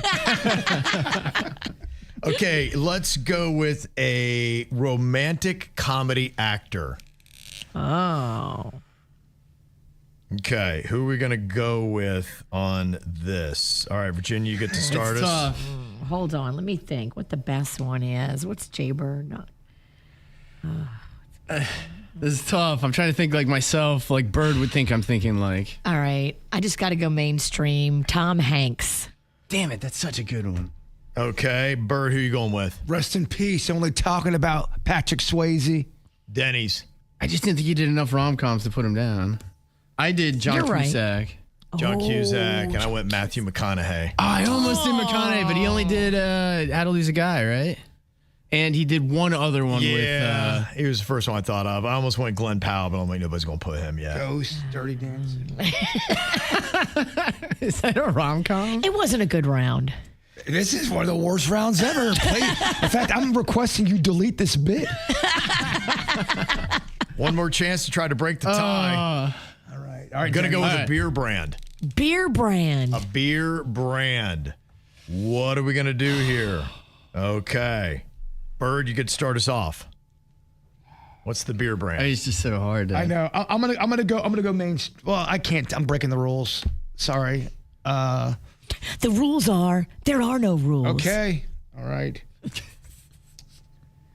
I'm gonna go with Budweiser. Oh, Denny's. I thought maybe you're trying to tap the Rockies with a little Coors since I lived in Colorado. I went Corona, Virginia. Budweiser. Oh, Virginia breaks the tie and gets the dub. You gave me the dub. Look at that. Dang it. Knuckle bumper out. She wants you to bump it. Do you want to do a crotch bump? Evil wins a game. I think you guys traditionally got a crotch bump. That's it. Oh, thank you. Just gave it to her, Denny. Let's say you are a concert promoter and you're saying, okay, man, those Oasis Gallagher brothers, they're making some cash. $50 million they're getting for 41 shows. And of course, you get a nice little chunk of this as well. So you're saying, okay, who do I need to convince to get back on the road? Who do you think would make the most money, if you had to say? It's not my cup of soda. I don't like their kind of their music, but NSYNC I think would be huge if you brought Justin Timberlake back. I think that could be big. I think you're talking one of the tops, and what I would suggest, they do about a 10-day run at the Sphere in Vegas. Yeah. And charge a ton of money, just kind of get everybody's appetite going. Make it like a full sensory experience. Yes. But yeah, your worst seat in the house starts at like $500. Right. Yeah, because people would go nuts and they would throw away a year's worth of income to go to that show. They'll pay it if you make it awesome at the Sphere. Right. Again, not my type of music. I don't love them, but it would be huge. It would be Destiny's Child with all three of them. Yeah, that would be big. That's a great call. They could do the Sphere too. Dang. That would be huge. That would. In my head, I'm trying to think. Now, if I had to compare, would you rather have Beyonce's solo career or the Destiny's Child music? Because I think I like more Destiny's Child songs than I like Beyonce solo. That's a hard one. I said go out there and have some fun with Destiny's Child. I love the sisterhood of the three of them. Right. It's great. And honestly, I have to go look it up. Maybe it's just in my head and, I'm just pining for the old days. But I think I remember liking more Destiny's Child songs than I did Beyonce solo. How many Beatles are still living? 2. Did they ever play together? They'll do stuff together. They got some sons that tried to do some stuff together as well. Not everyone loved that one. What if everybody got together, like John Lennon's kid? So if I was them, I would do Julian Lennon, not Sean Lennon, and I would do George Harrison's son and his name. I think it's Danny Harrison. I would bring them into it, and then I think you've got something cooking. Okay. They brought the wrong brothers or the wrong sons back for the project, but that would do well. Yeah. People would go to that. People with deep pockets would go to that. They're talking maybe Fleetwood Mac might come back around. And you're right. Some of the older groups like that, they charge so much money that they make a good bit of cash. And Lindsey Buckingham and Stevie Nicks kind of kissed and made up. So they're thinking that maybe they might finally put it back together for a little run. Until they unkiss. Yeah. Because it seems like, I don't know, man, they're TNT. What do you think about a One Direction reunion? Now, one member down, but you bring in Harry Styles and all that, and it's kind of a tribute thing. I think you could still do it. I'm going to head a different direction. Yeah, you can still do it. It's not going to be as big as your NSYNC, though. Yeah, I think NSYNC is bigger. A couple other bands that are out there you could talk about getting back together. Now, Rush is going to get back together, which I thought they never were after the death of their drummer, but they're going to be going back on tour. No Doubt's going to be doing a residency at the Sphere in Vegas. That's smart. I thought they got together, though. Don't they kind of go on and off a little bit? It's usually a one-off show. I don't know that they've toured together for probably 15 years, but yeah, they'll do an appearance here and there. And so, doing the Sphere seems like a good start. You warm it up and see how the chemistry works and how good the show is, and you test the demand as well. I mean, I really was shocked when I saw how much money and how many people were going to Limp Bizkit shows. They still had a massive audience. That's why, honestly, I think they're really trying to say, okay, who could we have get back together? Because some of these bands still have a very surprising strong following that would pack an amphitheater of 20,000 people. I saw a band that I used to rock out to in New Orleans called Zebra. Yeah, I remember you talking about them. I loved Zebra back in the day. Like, that was my jam. And they are doing a 50th anniversary tour. So Zebra is touring all over, and they're wrapping it up at the Orpheus or the Orpheum Theater in New Orleans. Mm-hmm. That's cool. Guess how much the tickets start at for Zebra. Now, back in the day, I saw Zebra live. The ticket was probably $10. Yeah. I guess they'll go 100? No, way more. $280. Really? $280 was the starting price for a ticket to see Zebra. Were they kind of a hair band that didn't make it, really? They were a hair band that never really broke through the stratosphere. Now, in New Orleans, they did. They were big. Right.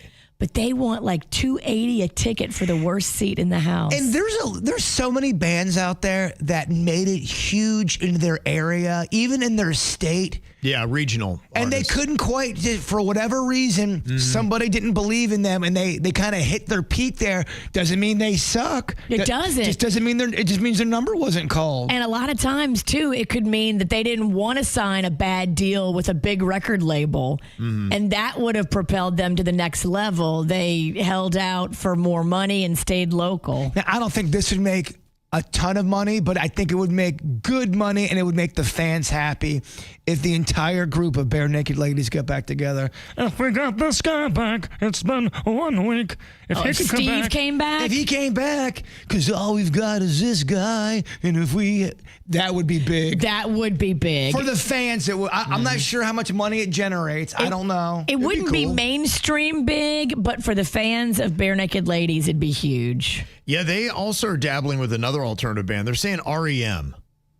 That could do pretty well if they could get them back together. And they'd always said that they were kind of done, but they had some massive hits in the 80s and into the early mid-90s. They did. And also Rage Against the Machine. They're saying if they got back together, they thought that, that might make a lot of money as well. So we'll see what happens. But as these bands start to make more and more money, these people who said, yeah, we're never going to tour together again, they're like, Does Outkast ever do anything, or are they done? They seem like they're done. I think if he does any music, he wants to play flute. Well, put the flute on a reunion album. You can flute to a beatbox. Absolutely. Yeah, if he ain't rapping, if he's just like, I'm just going to play flute. I don't know if anybody will come to that show. What are you thinking about? What are you thinking about? What's on your mind? Are you thinking about? What are you thinking about? What you thinking about today, Virginia? Well, I told you a little bit about it earlier. My mom is just, wow. I think what happened here is, we've been easing up on her bipolar medication because it was making her so lethargic that she was moving literally like a turtle and so slow. And so at the advice of the psychiatry team, we've eased up on the bipolar meds to get her moving again, where she's not as slow, but it's also making her come up with all the crazy ideas again and stuff she wants to do and things she wants to explore. And the thought of her traveling by herself is scary, but she wants to do just that, to go to Mardi Gras. So what would you rather have? Would you rather have a mom with crazy ideas or a mom that's lethargic and slow? I think I would rather have a mom with crazy ideas. And I think what we need to do is give her things to look forward to and plan trips with her so she's not trying to be her own travel agent. Okay. And plan her own stuff. Because look, everyone needs something to look forward to. Yes. I don't care what age you're at. You got to get excited for something. 100%. I truly believe that. And she doesn't have any trips on the docket. And Okay. so she's trying to create some fun and excitement on the docket. Sure. So maybe we, as her children that do not want her to travel alone. Is it possible, too, because she is older and there's things she might not have done when she was younger, she wants to get out of her system now because she is older now? I think she just is stir crazy. Okay. I think she just feels like she still wants to get out there and do things and not be left on the sidelines, which I get. Yeah. I wouldn't want to be on the sidelines either, but it's not stable for her to travel by herself, especially cross country on a train with a stranger that we've never met. Right. Yeah, I get the concern. It's a lot. I do get the concern. And then once she gets there, like, okay, there's going to be Ubers. She doesn't have the Uber app. We pay for and set up all of her Ubers. Like, there's just so many variables that I'm afraid of. Maybe what we need to do is plan a trip for her and maybe she'll come here to Florida. Okay. Yeah. She can stay with me too if she wants. Oh, no. I can turn the studio into a room. I would not do that. No, would she'll do stay with us. That'd be something. You're very sweet. Well, I just get the instruments. I know she loves to sing. Oh, There you go. we will be over at your house. We'll have a couple karaoke nights. Well, let's get her in the pool. Have her swim. Yes. Do all that fun stuff. I think that's what I need to do. I need to say no to the Mardi Gras trip, but say, hey, why don't we plan for you to come here and visit? Okay. It's good. It's kind of like what you do with kids sometimes. You're like, you're not going to get that cool thing. Instead, we'll give you something else. We'll have one play date at Jbird's. We'll have one play date at Kevin's. Okay, yeah, so bring her on over. Why- Watch me do prep. Exciting. Why stop at one? Come on over a couple times. Aw, Right. thank you. What you got on your mind today, Bird? Potluck. We've got a big day here at the office, at work. It's potluck day. And Okay. I got to tell you, I have not been to many potluck things in my life. I am in love with this concept. If you've got the right kind of foods coming, but you're not really sure what they are, but you know it's gonna hit hard. The masses are gonna like it. This is such an exciting concept. I'm crapping myself full of happiness right now. Well, we brought the good stuff. I hope the other employees here brought the good stuff. But what's you guys? You like that concept of a potluck? Does that excite you, or does it make you nervous? I like it if I trust the people that are cooking.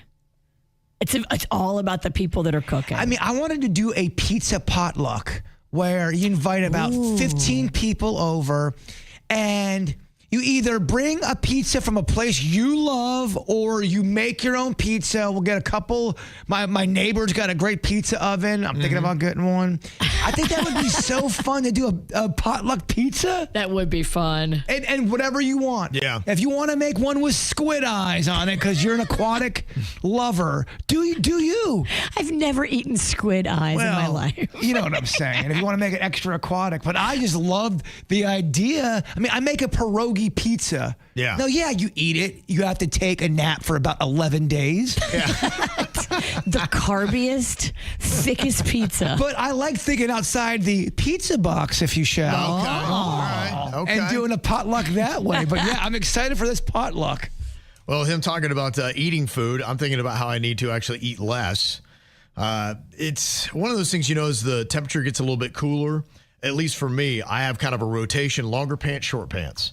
So, when you kind of get into this part now, maybe wearing some pants I haven't worn since it was cool again. I put a pair on today. I'm like, they feel a little snug. I'm like, oh, boy. Yeah, it's kind of. She's been going a little nutty at the Green Market salsa booth. It's probably, yeah. I'm trying to think of what it is because I'm so regimented on what I eat, but I'm like, something snuck up and kind of got me. They feel a little tight today. She's got a little salsa monkey on her back. Maybe. Yeah, maybe that's what did. That's why I can't deviate, Virginia. Got to stick right to the course. It's getting tough. It's a good time to make a food adjustment right before Thanksgiving. I know, right? So I'm like, I'm thinking about Thanksgiving. Like, I got to rein it in, man. No, this is the time where you just go, whatever. Que sera, sera. And then in January, you can rein it in. Yeah. I just don't know if I can afford new pants. I lost a bunch of weight, so I'm looking to gain, baby, gain. You know what they say is real in right now? The male moo-moo. Maybe for Christmas, it seems like a good look. I get you guys a couple of male moo-moos. Hey, he's turning you down. He's mocking you. I'm into this. I'll get you one with dinosaurs on it. Oh, my gosh. I mean, they have a business casual moo-moo? I'd end up going on a moo-moo run. Business on the top, party on the bottom. That's right. That's what I need. If you got that, I'm all in. Yeah, they're saying that losing weight isn't just tough because of willpower. They say it's hard because your brain and your body is literally wired to hold on to fat. It's working against you. They say when you lose fat, your brain senses it and it lowers your metabolism and then ramps up your hunger hormones. What the hell? It's like, come on, man. Don't you see my pants are tight? My body wants me to be a fat ass. Yeah, it's just basically saying, hey, you're starving, man. Hang on to this weight. And so it fights you and taking it off. So it's kind of a tough thing. And so if you find yourself, man, I can't drop a few lbs because now I'm hungry. They say what you do, you've heard drink water because a lot of times you might just be thirsty and not actually hungry. They say use smaller plates because sometimes you're just giving yourself too much on the portions. They say you can add omega-3s like fish and things like that, seeds and walnuts, which that's the thing. I eat seeds and walnuts. I think that's what made me fat. That's why I'm like, I don't know what to do. They say eat dark chocolate. I've been eating dark chocolate. I've been doing everything right. That's just where I am with it. You know what you need? A little spot lipo. Oh, here not we go. a lot, definitely not more than one or two little areas, but you have concerns with your waistline, I can just... All right, we got it. Okay, we have to outlaw that sound effect. Noises. Yes, that. Just a little bit. Just a tiny little bit. Get rid of those little love handles. I mean, I'm not going to lie. That is not the Thanksgiving Braveheart speech I wanted before the big dance. You will not see Kevin at the potluck. That's what he's saying. Oh, I know. I know. He'll be out like trout.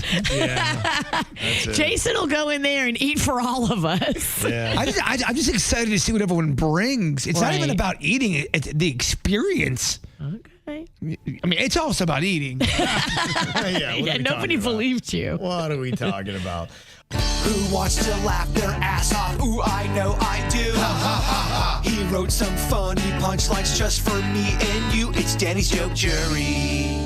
Who's ready to laugh? Ready for a little comedy here. Denny's has got it for us in the joke jury. We're going to let him know what is hitting and what is not. What do you got today, Denny's? All right, and there's a little bit of theme today. It's going to be a Thanksgiving theme. Yay! okay. We love a theme. All right, first joke. What J.R.R. Tolkien novel had Frodo Baggins throw a pumpkin in Mordor? I don't know which one had all that. Gord of the Rings. Okay. Gord of the Rings. I love it. Second joke. What do you call two potatoes that hate each other? I don't know. What do you call two potatoes that hate each other? Starch enemies. Oh, very good. Yes. I love potato comedy. Third joke. What do you yell when the turkey kicks over your beer? I don't know. What do you yell when the turkey kicks over your beer? Party foul. So I don't like turkeys, man. Fourth joke. Where did turkeys from the 1920s go to drink illegally? I don't know. Where did they go to drink illegally? The Beak Easy. Gabble. It's a good one. And final joke. What do you call feeling up the Thanksgiving turkey? I don't know. What do you call filling up the Thanksgiving turkey? Second base. Okay. All right. Yeah, there you go. There you go. Wow. Little turkey comedy. Wow. Yes. Very impressed. Jokes for the table for He you. is a professional. KVJ, dirt of the day. It's the KVJ, dirt of the day. Virginia, take it away. Cause you know we need that dirt of the day. This start of the day is brought to you by my new closet designers, Closets by Design. Well, Paris Hilton was crying foul. Not Paris Hilton, sorry. Paris Jackson. Okay. Was crying foul. So there is a big, huge estate here. Obviously, you're talking about Michael Jackson, one of the most money-generating dead celebrities we've ever had or ever will have. And so you're talking about a lot of money. Now, he's got these estate executors, John Branca and John McClane. I don't know if it's the guy from Die Hard or not. Yeah. But Paris Jackson, Michael's daughter, is claiming that these two executors have abused their roles. Now, there's a couple of different things that she's saying that they are doing and not doing that are hurting the estate financially. She believes that the estate should have been investing the money. So apparently they were just sitting on $464 million, not investing it anywhere, just sitting on it. And then to be the executors, they paid themselves $148.2 million between the years 2009 to 2021. I mean, that's a lot of money. Just in the year 2021, they paid themselves $10 million, which is double the amount that was paid to the actual beneficiaries. Yeah, I mean, the math right there, it seems really messed up. And this so frequently happens where there's a huge estate or there's a lot of money going on. How often have we heard of these people who are supposed to be executors taking so much money for themselves? It's really ridiculous. Now, a hearing is set up for January, and she will present her findings to the court. And I believe they should have to pay her back for past infractions, and then moving forward in the future, she's got to get new executors. They should be fired. And then the new executors have to clearly map out non-excessive fees. Like, they should be getting small percentages, not more than the family got. That's ridiculous. It's kind of crazy, yeah. Wow. In other news, I don't know if you saw, Cardi B just posted some first pics of the newborn baby. Oh, she got the newborn baby all swaddled up in Stephon Diggs Patriots swaddle gear. Oh. All wrapped up like a little burrito. We love it. And in the pictures, a lot of people noticed that Cardi B is also sporting a huge rock, a diamond on her left hand. But people are saying, no, it's just jewelry. It's not an engagement ring. But it's funny how her hand is like positioned in the picture to get speculation going on the internet. Those things are never just done casually. Never. Mm-hmm. Finally here, if you watch The Real Housewives of Atlanta like I do, you know who Portia Williams is. Well, Portia Williams just had a bunch of drama, and the cops had to be called, and the FBI had to be called because of what happened on her Delta Airlines flight. Now, initially, we just saw her talking to police, and we just saw her talking to the FBI. A fight had broken out between her and the woman sitting next to her in first class. We didn't know why.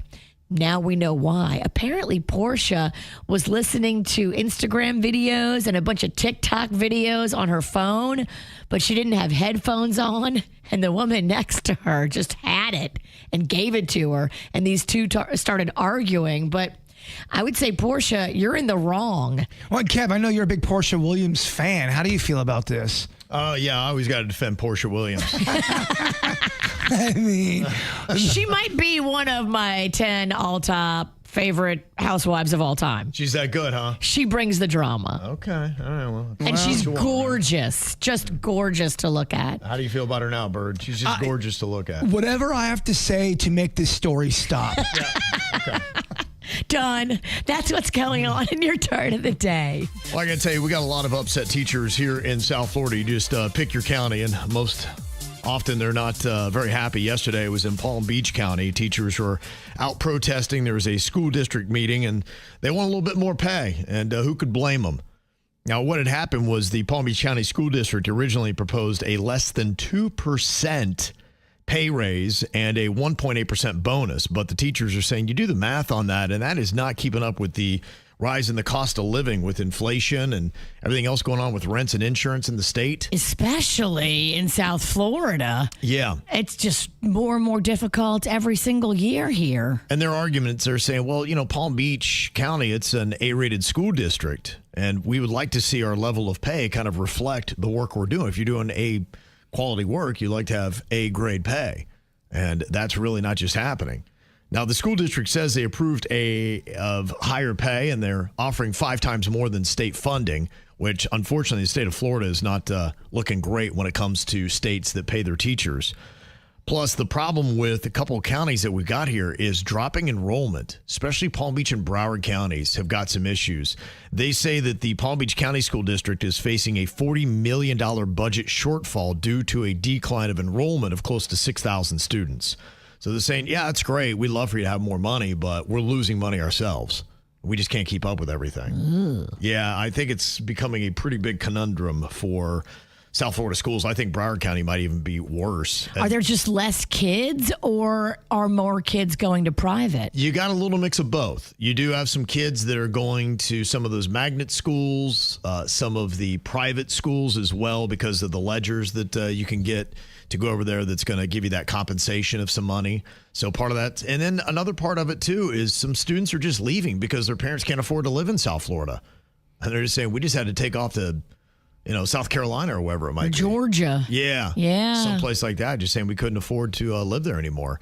Stephanie said, yeah, in Broward, they tried to change the class schedule for next year so that teachers would make less money and got so much pushback, they changed it back. She said, less money? Yeah. So instead of giving you a raise, they want to give you a decrease? Yeah, it was a $35 million plan to overhaul Broward middle and high school schedules. It would have ended block scheduling. It would have cut study halls. It would have reduced teachers' extra pay opportunities. And they got so much backlash. They're like, okay, no, we're going to kill that. But they're still saying, hey, we kind of got the same problem. We got declining enrollment. And we're maybe going to have to just start closing schools, sell some school property, maybe just start laying off a mass amount of teachers. My goodness. It's just too bad. I mean, it just really is. My wife's a teacher. My mom was a teacher. I love the profession. I think it's the most important thing we have. And in Florida, it's just not necessarily a priority. They say the average teacher salary in Florida, $54,875, depending upon where you look. I didn't mean to interrupt you. I'm sorry. I just can't see your mouth. Oh, okay. Yeah, they said depending upon where you look, that puts it at 49th or 50th. Well, I just know there's some teachers that don't even make that kind of money that are under that 54. They would be so happy if they made that. They're not even making 54. There are absolutely teachers out there not making that. Yeah, I guess they say that's the average, so you would have a few that would be less than that. Now, they had a Wallet Hub study, and they ranked the best and worst states for teachers in 2025. Through it all, Florida is at number 14, but it's good in some things, terrible in others. It ranked 9th for its average starting salary, but it's 49th for its average overall salary, especially when adjusted for cost of living. So you may look at another state and be like, yeah, well, we're kind of making comparable, but it doesn't cost as much to live in Alabama. Right. And it shouldn't. No offense, Alabama, but you ain't South Florida. They said Florida ranked 23rd for teachers' income growth potential, so middle of the pack on that. We are first for digital learning, which I think you're going to see more of that because look at what we're doing here. We're talking about we don't have the money to pay teachers. We already have one of the few and first AI schools in Miami. And I would imagine that that's probably what's going to happen is they're going to start saying, all right, we're going to have to start supplementing education with computers and AI learning and then just have fewer teachers monitoring that progress. I can't tell you how much I hate the idea of AI learning. I'm sorry. You need a human teacher. You need a human person to connect with when it comes to teaching. It is weird and cold. It's not the right thing. Yeah. I don't like it. I don't care if I sound old. I want a human. If I had a kid, I'd want a human teaching my child. They say Florida's 25th for quality of school system. So we're middle of the pack when it comes to the overall quality, 33rd in public school spending per student, and 47th in pupil-teacher ratio, which that's not a number that you want to be on that. So there's a lot more students than there are teachers. That might explain why we're having to pepper spray people in the cafeteria. Dang. Yeah. So they said Virginia's the state to go to, best for teachers, followed by Utah and Washington. So if you've had it and you're ready to get out of here, those would be the states to go to. But not the person to talk to if she's had too many cocktails. Yeah, you're right. I mean, honestly, we've had a couple stories about teachers getting into some kind of substance here the last couple of days. This is why they're coping. Right. You're like, yeah, obviously you can't do that. But you're like, all right, I get the stressors that a lot of these teachers are under. I don't know. That one teacher that was on cocaine might have been a little much. Kind of freaking the kids out. And the one that left out the marijuana gummies. Yeah. Like Starlight Mints. She left them all over her desk. The first teacher got through her lesson plan in 5 minutes. The second teacher, it took 3 days. One of those things that probably a lot of people don't think about during the holidays is how much we drink. There are so many parties that you're going to be racing off to, and when you're sitting around all day for Thanksgiving and you just can't stand your family anymore, you're like, the more I drink, the better I feel about this situation. You got to keep pace with your drunkle. No, you're right. Absolutely. So I could see where, hey, this is kind of a weird time if you're already saying, man, I'm actually already drinking a lot heading into the holidays. And this person said, look, I'm noticing that I'm pretty much drinking every single day now. And I'm hiding it. And that's where I'm starting to think I've got a little bit of a problem because I'm trying to act like everything's good, but here I am probably slugging back more than I should. And I'm getting to the point where I don't know that I could stop. And that's where I'm getting a little bit concerned. And I'm kind of embarrassed that I feel like I've lost control over this. And asking for help is something that I'm afraid might have people think less of me, or my family will think maybe I'm broken. I got more problems than I do.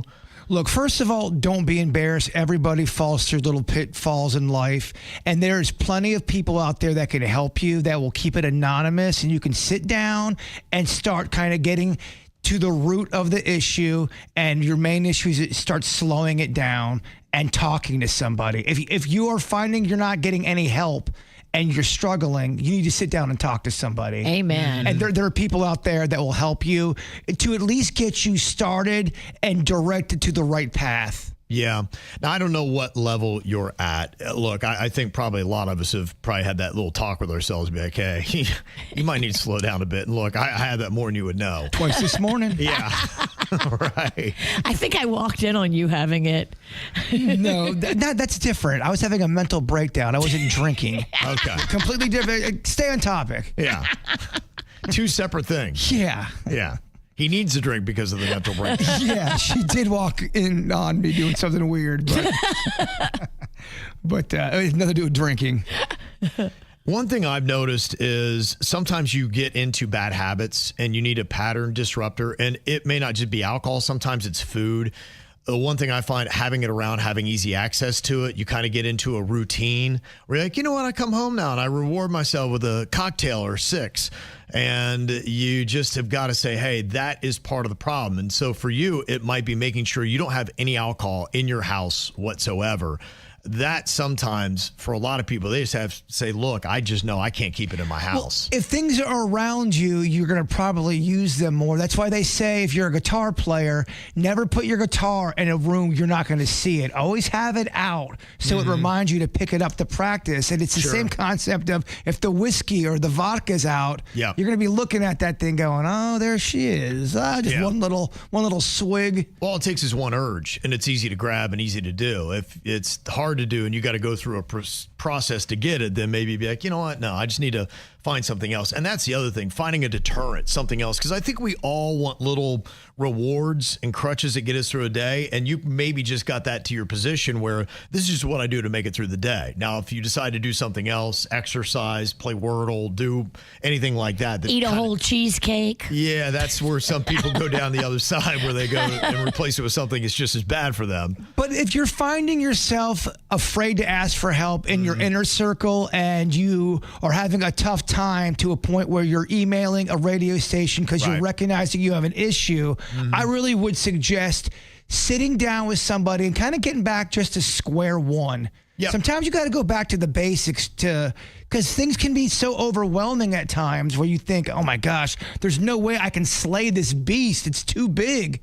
Go back to square one. There's a way to do it. Yep. And the first thing is People are saying you're admitting that you think you have a little bit of an issue. And now you just got to figure out, can I handle this on my own, or do I need to go to somebody that can help because I realize I'm not able to do this solo? Well, to me, it sounds like you're asking for help in your own way right now. Yeah. So to me, when people start quietly asking for help, I think they got to go get some help. Yeah, no, you're right. I think you got to decide. And I think, probably a lot of people are like, do I just have a bad habit, or do I have an addiction where my willpower alone is not going to be strong enough to keep me from this? If I take it out of the house, am I cool? Yeah, and I think that's maybe it. Doing little tests like that, if you find yourself where it's like, boy, I can't even make it through the day without a drink, and then you are racing out to the liquor store and you just can't help yourself, then that probably is telling you that you might be an addict and you do need to get somebody with a little bit more willpower, because yours alone is not going to do it. Or maybe you're a person that binge drinks and you don't like the way that goes. I'm just saying, you're at a point now where you realize alcohol and you aren't jiving like it should,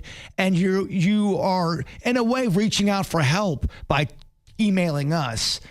There's people, even if you're not drinking every day, they can just set you back on course of saying, all right, let's figure out why you're doing it and let's start eliminating some of these behaviors. It doesn't have to be a full-on blown out alcoholic who's losing their life. I hate my wife. Can you eliminate that? Well, I mean, that's something you're going to have to get into. If you really hate your wife and you're drinking because of that, those are some red flags you're going to have to address. You can't go through your life like that. You can't. Yeah, sometimes you do have to handle those problems. Why are you drinking? And maybe you need to actually address that and cancel that problem. Get ahead of it before it gets too big. Be my thought. They say that there are some people that are now going the California sober route. In fact, they've run some tests on it, and they say that smoking marijuana is leading people to drink less alcohol. I can see that. Not in my crew. Makes them want to get so extra turned. Okay, so then they just want to add to it. They want to smoke a blunt and go, no, where's the vodka at? Yeah. And it wasn't by a ton, so you do have to watch, because it made people 19% less likely to grab a drink, which I don't know if that's a high number, because then now all of a sudden you're like, you know what? I'm drunk and high. So yeah, let's go to the studio. Yeah, in certain groups, those lead to more bad decisions. Yeah, not everyone's smoking up a J and going, I don't feel like having a cocktail. Yeah. Well, we all think that AI is going to take us out. So according to AI, how will humanity end? And you know what? AI didn't say it. So do you believe it? It did say nuclear war was the biggest threat to end humanity. That's according to AI. Jbird asked old ChatGPT, or else that friendly little assistant he's got, and that's what they had said. They do mention AI on there, though. Yes, it's number 2 they have it at. But they not as what you would think, not killer robots. Yeah. It's what we would do with AI. Yeah, they say it would create destabilization, cyber attacks, biodesign, and automated warfare. And as you see that, it is kind of crazy to see what the battlefields are looking like. They have guns that shoot themselves and the drones that go in there. And it's almost like you don't really need soldiers anymore. And even the soldiers they had, I've seen that they're developing exoskeletons and things like that to make them stronger and bulletproof and all this kind of stuff. So if you saw a soldier, you'd be going, it's just a dude. That ain't a dude. Yeah, I like the idea of not having our servicemen die in battle. Yeah. That to me is amazing. Right. Has been good. It'd be nice if we just said, you know what, let's just stop doing the war stuff. It's kind of crazy. Let's try to negotiate and be human. That would be cool, too, if we could just not have war. But it'd be great. Have you seen some of these military drones from all different countries? Right. It's insane, Virginia, how they can float up accurately, just take something out from the sky. Dang. Just floating around like it's in Star Wars or something. Yeah. It's crazy. They got factories that just do nothing like that. So the war with Ukraine and Russia has really elevated that. They've just got drone factories now making these things. It's a lot of what they use to attack each other. Well, that's why people are freaking out about that all those New Jersey drones, which, by the way, was not just in New Jersey. It was all over the country. But people were freaking out seeing so many drones popping up. And then, the military not giving the best answers about it. Are there no more drones? Because I have not heard any more stories about them. Did they just go away that quickly, or are they still there and we just started? They probably just fly them higher now, so you can't see them. There are drones where you can't see in the sky. There are things flying around you the naked eye cannot see. So you may not even know if something's above you. Panda's got a drone that I can fly and you'll never know it's there. Yeah, well, I mean, think if you about go it. high enough, you won't see it or hear it. Think about it. If you're the military and you're able to develop a weapon you can't see in the sky, but you have control of it, I mean, you win. It's the ultimate weapon. But I think they're both playing with that now. So, like, aren't Russia and Ukraine both flying drones over each other? And everybody is doing it. It's crazy. Yeah, that's what everybody's doing. They said a lab-designed or modified virus would be the third way that humanity would be taken out. Like COVID? Yeah, or worse. What happened with COVID? I'm just kidding. Y'all, I cannot do another COVID. I'm just telling you right now. Okay. That just broke me. The fourth way that AI told Jbird that it was most likely we were going to meet our end was climate collapse.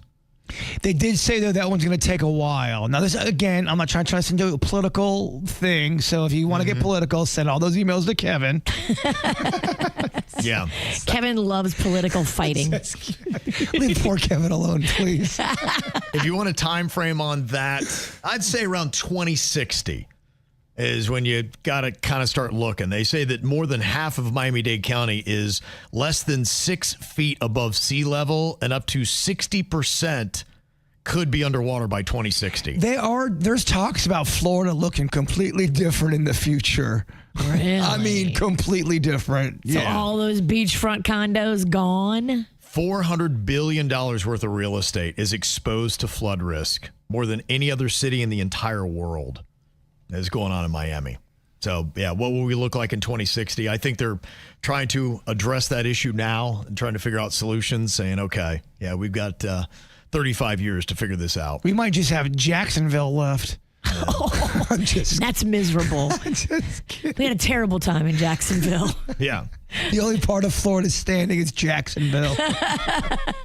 And then asteroid impact, though the chances of that are slim, but they say, hey, look, Earth's dealt with it before, so it's probably just a matter of time before we deal with it again. And they even said, too, we have more eyes in the sky these days, so we can kind of get, although Kevin will always come back with a story, NASA just found it out that a meteorite. A new asteroid. Yeah. It's going to be here on Tuesday. They can see some, but I think it's kind of the line of sight. There are just some where if there's like maybe a star in front of it or whatever, if it has things that help it stand out, but sometimes things can almost be like camouflaged out there. And I think those are the ones that kind of catch and be like, oh, hey, where'd that come from?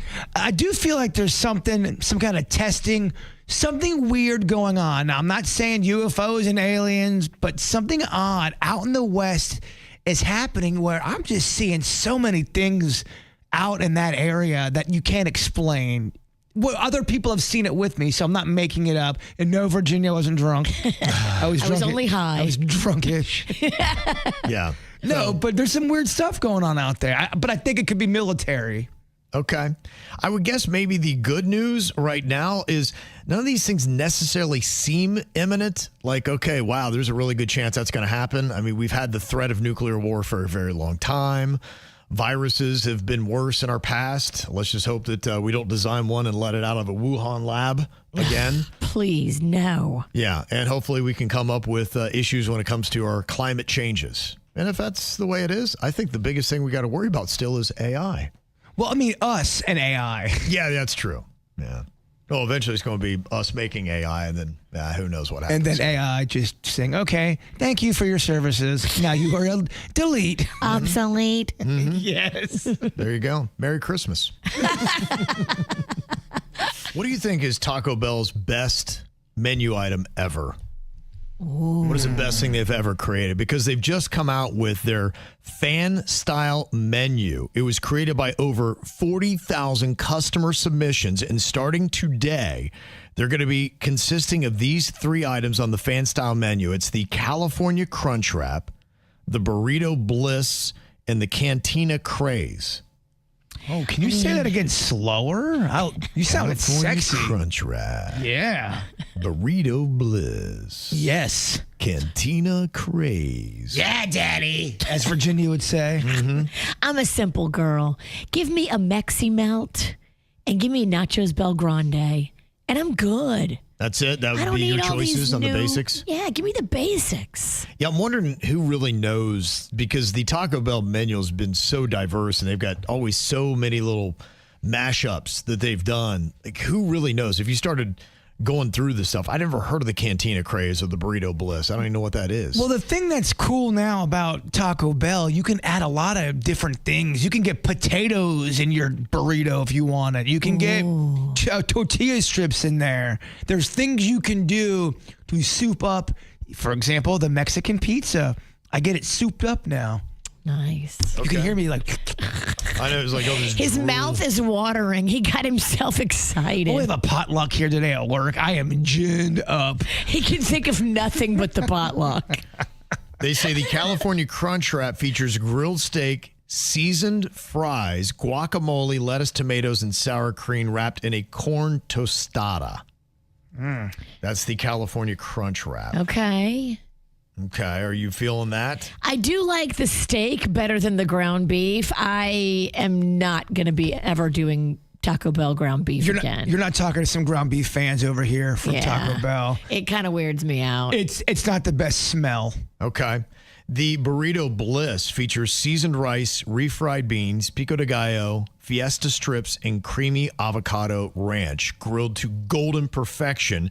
It's a vegetarian remake of Taco Bell's cheesy bean and rice burrito. Ooh, I would eat that. I would eat that too. The cheesy bean rice burrito is one of my favorite things on their menu. But again, I soup it up a bit. I like the fact that it's meat-free, too. I think it's a better move at Taco Bell. You'll have less issues later. Taco Bell is one of the few places in fast food that have many items for people who don't eat meat. They have a veggie cravings menu, and not a lot of fast food places have that. All right. Yeah, they do seem like they've done it well when it comes to those options. So, yeah. It's a way better choice for your tummy. Mm-hmm. if you don't want to be on the toilet for the extended period of time afterwards. And the Cantina Craze features a Cantina chicken crispy taco that's been enhanced with creamy jalapeno sauce, lettuce, tomatoes, and a touch of reduced fat sour cream. I'm out of the sour cream game these days. Okay. I just feel like it tastes like a bland, not really tasteful mayonnaise. Well, if any of those things excite you, it is available at Taco Bell today. You can go and check out the fan-style menu. Bird, if you would, wrap us up here with your thought for the day. Talked a lot about the universe today. A little bit. Yeah, I like it. Yeah. Sometimes the universe does not open a door. Sometimes the universe shakes the whole house until you finally walk out. Wow. Oh, right? man. It's heavy. Easy universe. This thing ain't paid off yet. Yeah, don't shake my house. It's a metaphor. Oh, okay. The KVJ Show on 97.9 WRMF.